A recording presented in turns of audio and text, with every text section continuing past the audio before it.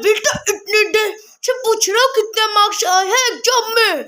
Uncle जितने आपके batch थे कि नहीं आए थे उससे तो ज्यादा ही आए। अरे क्या बातें चल रही है तुम लोगों की, हमें तो बुलाते नहीं हो बातें सुनने के लिए।